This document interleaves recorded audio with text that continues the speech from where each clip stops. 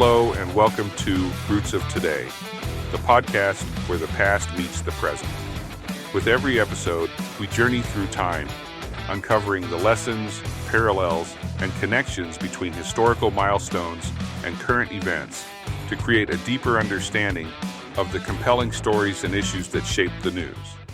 This week, the Centers for Disease Control and Prevention, the CDC, has once again stepped into the headlines. Dr. Demetri Daskalakis, a top CDC leader, resigned in a blistering letter accusing the agency's leadership of bowing to politics, distorting science, and endangering vulnerable communities. His words hit hard. This came only weeks after Health Secretary Robert F. Kennedy Jr. dismissed the entire Vaccine Advisory Committee, citing conflicts of interest. It's a decision that shocked public health circles and reminded us how fraught the relationship between science, politics, and the public has always been. All of this raises questions about whether Americans can still trust the nation's flagship public health institution. It's not like that trust has been on solid ground over the last 5 years, as it is. The COVID pandemic brought with it a whirlwind of conflicting reports and conspiracy theories regarding the disease.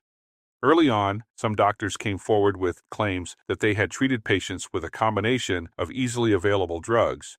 Yet, those doctors were seemingly silenced, with accusations that their careers were destroyed. Furthermore, the pushback from the CDC on these treatments became increasingly political in nature. While Dr. Anthony Fauci and Dr. Deborah Birx became household names, and consistently supported draconian measures like shutting down businesses and schools until the promised COVID vaccine was ready for mass rollout, some state governors were making it impossible for doctors to treat patients on their own, citing CDC advisory directives and taking the unheard-of action of threatening to revoke the medical license of any doctor that failed to toe the government line.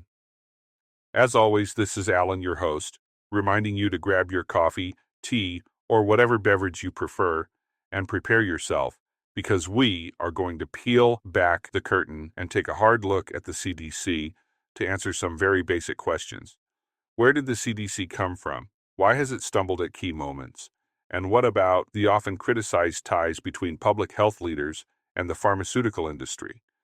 To answer those questions, we need to start in an unlikely place, the swamps of the American South. In 1942, as American troops trained for World War II, malaria was a hidden enemy. Soldiers in southern training camps weren't falling to bullets, but to mosquitoes. The disease had long plagued the South, and wartime mobilization only made it worse. To fight it, the government created the Malaria Control in War Areas Program, MCWA.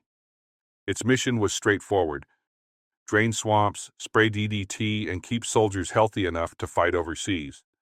When the war ended, one man, Dr. Joseph Mountain, argued this work shouldn't stop. If we could protect soldiers from disease, why not protect civilians too? His vision became reality on July 1, 1946, when the Communicable Disease Center opened its doors. Why Atlanta? Partly because it was near the malaria problem, but also because Emory University and local civic leaders wanted it there. In 1947, Emory sold the agency 15 acres of land for just $10. A symbolic gesture that secured the CDC's permanent home. That's how Atlanta became the unlikely capital of American public health. From its early days fighting malaria, the CDC grew quickly. It added divisions for polio, smallpox, and influenza. By the 1950s and 60s, it was already shaping national responses to new outbreaks. But with growth came scrutiny. Take the 1976 swine flu scare.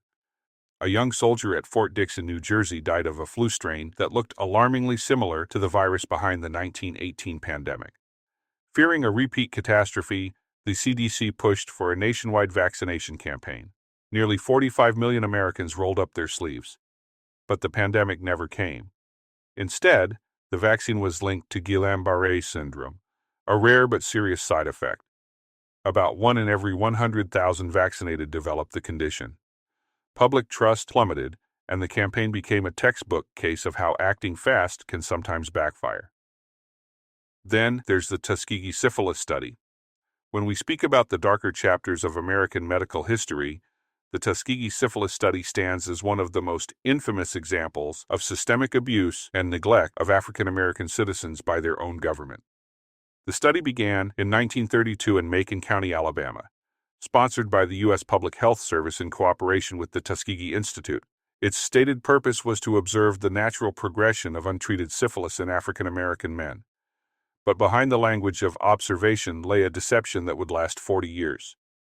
Researchers recruited 600 African American men, 399 who had latent syphilis, and 201 who did not. The men were overwhelmingly poor, many sharecroppers, and most had little access to health care. They were told they were being treated for bad blood, a local term that could mean anything from anemia to fatigue. In exchange for their participation, the men received meals, transportation to the clinic, and free burial insurance. What they did not receive was the truth about their illness or meaningful treatment. Even in the early 1930s, effective treatments for syphilis, such as arsenical compounds, existed, though they were difficult to administer and had side effects. But in the 1940s, when penicillin became widely recognized as a safe and effective cure, the men in Tuskegee were deliberately denied the drug. In fact, public health service doctors actively prevented participants from accessing penicillin programs, ensuring that the study could continue. The goal was never to heal, but to watch syphilis ravage the body. The men suffered blindness, mental deterioration, heart disease, and death. Many infected their wives, and children were born with congenital syphilis. Yet year after year, the researchers wrote reports and tracked their subjects, treating them as medical specimens rather than human beings. The study only came to light in 1972 when whistleblowers and journalists exposed the truth. The public outcry was immediate. The government shut the program down, and lawsuits followed. In 1974, a $10 million settlement was reached, and medical benefits were promised to surviving participants and their families. But no settlement could erase the decades of suffering. The long-term consequences of Tuskegee extend far beyond those men and their families. The study fueled widespread mistrust of the medical establishment among African Americans. To this day, public health researchers acknowledge that the legacy of Tuskegee makes it harder to build trust in medical research, vaccinations, and clinical trials. In 1997, President Bill Clinton issued a formal apology on behalf of the United States. Speaking directly to the few surviving participants and their families, he admitted, "What was done cannot be undone, but we can end the silence. We can stop turning our heads away." That moment of recognition was important, but it also underscored how long it had taken for America to face the cruelty inflicted in the name of science. For many, Tuskegee represents not just a failure of medicine, but a breach of citizenship and civil rights. The men were denied truth, autonomy, and basic dignity. Their story forces us to ask uncomfortable questions about race, power, and the ethics of government authority. Questions that remain deeply relevant today. Fast forward to the early 2000s, in Washington, D.C., dangerously high levels of lead in drinking water triggered a health crisis. The CDC's communications on the matter relied on incomplete data and downplayed the risks to children. Years later, Congress and the Government Accountability Office concluded the agency had given the public a misleadingly reassuring message. In 2014, the danger wasn't outside, it was inside CDC labs. Live anthrax samples were mishandled. A deadly flu virus was contaminated and accidentally shipped to another lab. The incidents led to scathing congressional hearings and a shakeup in lab safety protocols. And of course, in 2020, the world saw how even a small failure could have global consequences. As COVID-19 spread, the CDC rushed to develop a test, but the first kits sent out to state labs simply didn't work. Internal audits later found basic quality control lapses.